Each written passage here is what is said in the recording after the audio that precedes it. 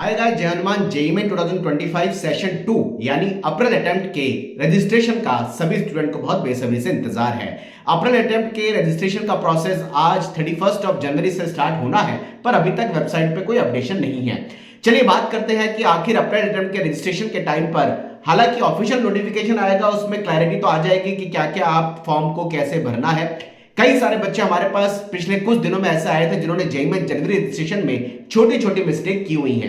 चलिए बात करते हैं लास्ट ईयर किन किन मिस्टेकों को बच्चे सही कर सकते थे और कौन कौन से ऐसे पर्टिकुलर थे जहां पर करेक्शन का ऑप्शन अवेलेबल था। एज इट इज इस साल भी ऐसा लगता है कि इन पर्टिकुलर्स पे ही करेक्शन का ऑप्शन अवेलेबल होगा।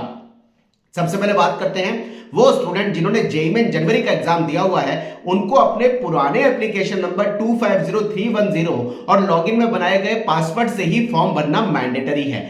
कोई ऐसा बच्चा जिसने लास्ट ईयर जनवरी का एग्जाम दिया है, अगर वो न्यू रजिस्ट्रेशन करके फॉर्म भरता है तो उसका नया एप्लीकेशन नंबर 250320 से जनरेट होगा और दो एप्लीकेशन नंबर होने पर उसका एनटीए का रिजल्ट जेईई में अप्रैल का रुक जाएगा, रिजल्ट डिक्लेयर नहीं होगा।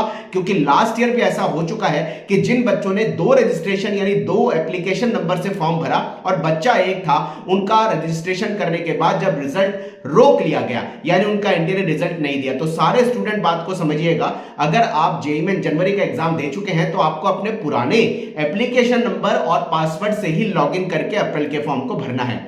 जो बच्चे पुराना यानी जनवरी जेईई में का एग्जाम दे चुके हैं, मैक्सिमम बच्चा वही होता है। हालांकि हमने देखा था कि पिछले कुछ सालों में 2 लाख बच्चा ऐसा है जो अप्रैल एग्जाम के लिए न्यू रजिस्ट्रेशन करके रजिस्टर्ड होता है। यूनिक कैंडिडेट जो है 2 लाख हमेशा बढ़ते हैं, लेकिन वो बच्चे जिन्होंने लास्ट ईयर जनवरी में एग्जाम दे चुके हैं उनको पुराने एप्लीकेशन नंबर से ही फॉर्म को भरना है। जैसे उनका फॉर्म वो भरेंगे पुराने एप्लीकेशन नंबर पासवर्ड डाल के, तो वो करेक्शन क्या क्या कर सकते थे लास्ट ईयर, फटाफट इस पर बात करते हैं।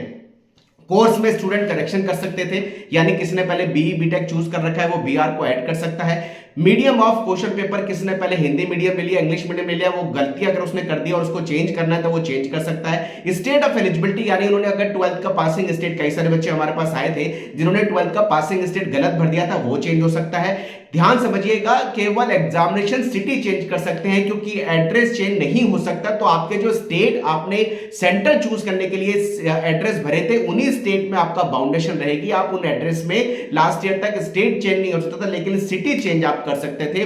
साथ साथ 10th और 12th की जो डिटेल है इसमें आप चेंज कर सकते थे। और अगर आपको बीआर का साथ में बीआर का फॉर्म भरना है, बी टेक का भरा, तो आप उसको एडिशनल कोर्स को ज्वाइन कर सकते थे। यानी कैटेगरी लास्ट ईयर चेंज करने का ऑप्शन नहीं था, नाम, फादर नेम, मदर नेम ये चेंज करने का ऑप्शन नहीं था, फोटोग्राफ सिग्नेचर चेंज नहीं हो सकता था। और साथ साथ जो स्टेट एड्रेस में अगर आप चाहें कि एड्रेस में स्टेट चेंज करने हैं, अगर आप चाहें सेंटर हमें चेंज करने दूसरे स्टेट में लेने हैं और उस स्टेट का एड्रेस आपने नहीं भरा हुआ तो वो चेंज नहीं कर सकते थे। इसके अलावा जो चेंजेस करने का ऑप्शन था वो मैंने आपको बता दिया। प्लीज गाइस, जैसे ही जेईई में अप्रैल रजिस्ट्रेशन का ऑफिशियल नोटिफिकेशन आएगा, फॉर्म फिलिंग का प्रोसेस चालू होगा, इस चैनल पे हम पूरी कोशिश करेंगे सबसे पहले आपको बता पाए। थोड़ा सा पेशेंस रखिए। लास्ट डेट अप्रैल रजिस्ट्रेशन की 24 फरवरी है और सारे स्टूडेंट को अप्रैल का एग्जाम जिनको देना है ये फॉर्म भरना मैंडेटरी है। वो जनवरी जेईई के भरे हुए फॉर्म के बेसिस पर अप्रैल का एग्जाम नहीं दे सकते, अप्रैल के लिए उनको रजिस्ट्रेशन करना होगा। लेकिन प्लीज ध्यान से समझिएगा, अगर आप जेईई में जनवरी का एग्जाम दे चुके हैं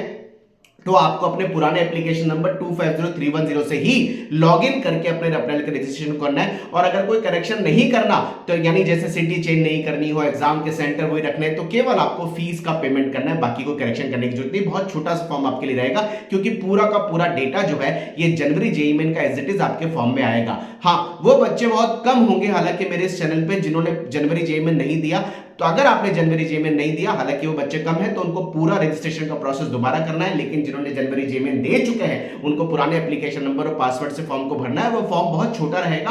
करेक्शन जो कर सकते हैं वो मैंने बताया, फिर भी ऑफिशियल नोटिफिकेशन आ जाए एक बार फॉर्म हम खोल के चेक कर लें कि एक्चुअल कौन कौन से पर्टिकुलर में आप करेक्शन कर सकते हैं। क्योंकि बहुत सारे बच्चों ने हमें कहा हमने कैटेगरी गलत भर दी, बहुत सारे बच्चों ने कहा सर हमारे पास सर्टिफिकेट उस समय नहीं था कैटेगरी का तो हमने ओपन कैटेगरी भर दी, बहुत सारे बच्चों ने कहा सर हमारी सर्टिफिकेट हमने कैटेगरी का रिजर्वेशन का भर दिया, ओबीसी डब्ल्यूएस एसटी एससी, लेकिन हमारे पास सर्टिफिकेट 1 अप्रैल के बाद का ओबीसी डब्ल्यूएस का नहीं, तो हम कैटेगरी चेंज करके ओपन में जाना चाहते हैं। कई बच्चे सामने आए जिन्होंने नाम, date of birth, father name, mother name गलत भर दिए और कई बच्चे सामने आए जिन्होंने स्टेट ऑफ एलिजिबिलिटी 12th का स्टेट गलत भर दिया। हालांकि ये चीजें बाउंड की गई थी लास्ट ईयर, इस बार देखते हैं कि ये करेक्शन का ऑप्शन खुलेगा। जैसे ही अपडेशन आएगा आपके बीच जुड़ेंगे, सबसे पहले बताएंगे। Wish you all the best. जय Hanuman, bye bye, thank you very much.